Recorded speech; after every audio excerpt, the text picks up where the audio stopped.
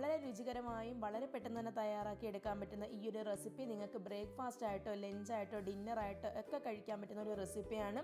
കുട്ടികൾക്ക് സ്നാക്സ് ബോക്സിൽ കൊടുത്തുവിടാനും ഒക്കെ നല്ല ഒരു ഈസി റെസിപ്പിയാണ് കേട്ടോ. അപ്പോൾ എല്ലാവരും തീർച്ചയായും ട്രൈ ചെയ്ത് നോക്കുക. ഇതിനായിട്ട് നമുക്ക് ഒരു കപ്പിലേക്ക് 250 ml ഒരു കപ്പ് അളവിൽ മാവ് എടുത്തിട്ടുണ്ട്.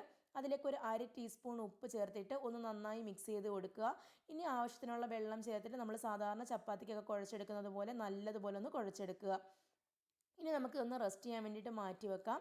ഇപ്പോൾ നമ്മളൊരു പാൻ എടുത്ത് അടുപ്പിലേക്ക് വെച്ച് കൊടുക്കുക. അത് നല്ലതുപോലെ ഒന്ന് ചൂടായി വരുമ്പോൾ അതിലേക്ക് ഒരു 1.5 ടേബിൾ സ്പൂൺ അളവിൽ വെളിച്ചെണ്ണ ചേർത്ത് കൊടുക്കാം.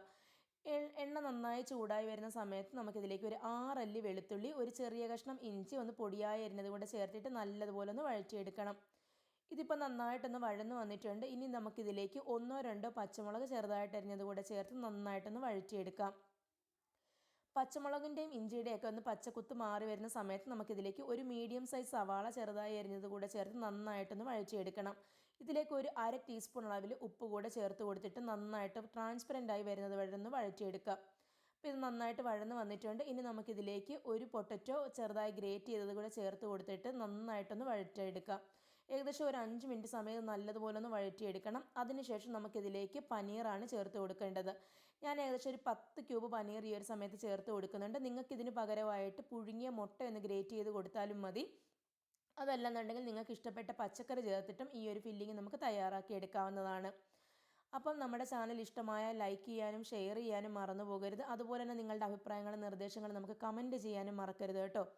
അപ്പോൾ അത് പനീറൊക്കെ നല്ലതുപോലെ ഒന്ന് കുക്കായി വന്നിട്ടുണ്ട്. നമുക്കിതെല്ലാം നമുക്ക് കിഴങ്ങുമായിട്ട് നല്ലതുപോലെ ഒന്ന് ഇതുപോലെ ഉടച്ച് ചേർത്ത് യോജിപ്പിച്ചെടുക്കണം.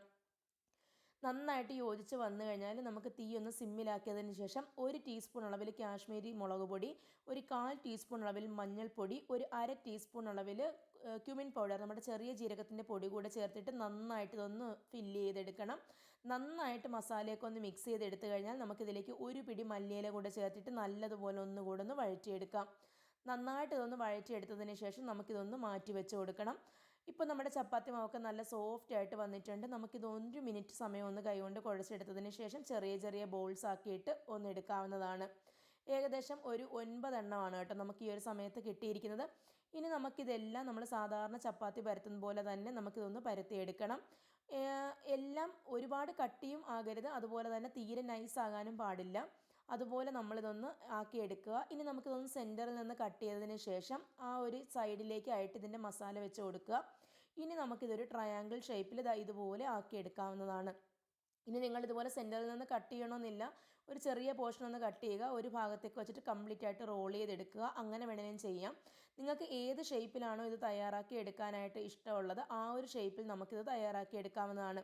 നിങ്ങളുടെ സമയത്തിനും അതുപോലെ തന്നെ നിങ്ങളുടെ ഇഷ്ടങ്ങൾക്കനുസരിച്ചിട്ട് നിങ്ങളിത് നമുക്ക് ഇഷ്ടമുള്ള ഷേപ്പിൽ ചെയ്തെടുക്കാവുന്നതാണ് കേട്ടോ. ഒരു റെസിപ്പി ഞാൻ പനീർ വെച്ച് ചെയ്ത് കഴിഞ്ഞപ്പോഴത്തേക്കിനും എനിക്ക് നല്ലൊരു ടേസ്റ്റായിട്ട് ഫീൽ ചെയ്തു. അതുകൊണ്ടാണ് ഞാൻ നിങ്ങൾക്ക് വേണ്ടിയിട്ട് ഈ ഒരു ഇത് ഷെയർ ചെയ്യാമെന്ന് വിചാരിച്ചതും.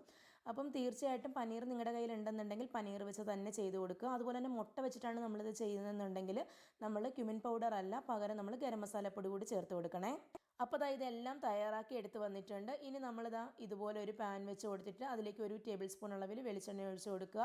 അതിനുശേഷം ഇത് ഓരോന്നും മുട്ടയിൽ ജസ്റ്റ് ഒന്ന് ഡിപ്പ് ചെയ്തെടുത്തതിന് ശേഷമോ അതല്ലെന്നുണ്ടെങ്കിൽ മുട്ട ഇതുപോലെ ഒന്ന് ബ്രഷ് ചെയ്ത് കൊടുത്തതിന് ശേഷമോ നമുക്കിത് ഓരോന്നും തിരിച്ചു മറിച്ച് വിട്ട് നല്ലതുപോലെ മൊരിച്ചെടുക്കാവുന്നതാണ്.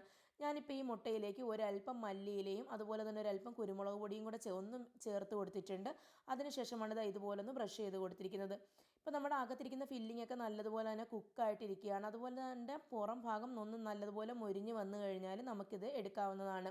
നിങ്ങൾ നന്നായിട്ട് എണ്ണ ഒഴിച്ചിട്ട് പൊരിച്ചെടുക്കുകയാണെന്നുണ്ടെങ്കിൽ മുട്ടയുടെ ആ ഒരു ഭാഗം നിങ്ങൾക്ക് സ്കിപ്പ് ചെയ്യാവുന്നതാണ് കേട്ടോ. അപ്പോൾ ഇതുപോലെ 2 ഭാഗവും നല്ലതുപോലെ കുക്കായി വന്നിട്ടുണ്ട്. നമുക്കിതൊരു സെർവിങ് പ്ലേറ്റിലേക്ക് മാറ്റാം. വളരെ പെട്ടെന്ന് തന്നെ തയ്യാറാക്കി എടുക്കാവുന്ന റെസിപ്പിയാണ്. എല്ലാവരും തീർച്ചയായും ട്രൈ ചെയ്ത് നോക്കുക. അടുത്ത റെസിപ്പിയുമായി ഇൻഷാ അല്ലാഹ് ഉടൻ തന്നെ കാണാം. Thank you for watching.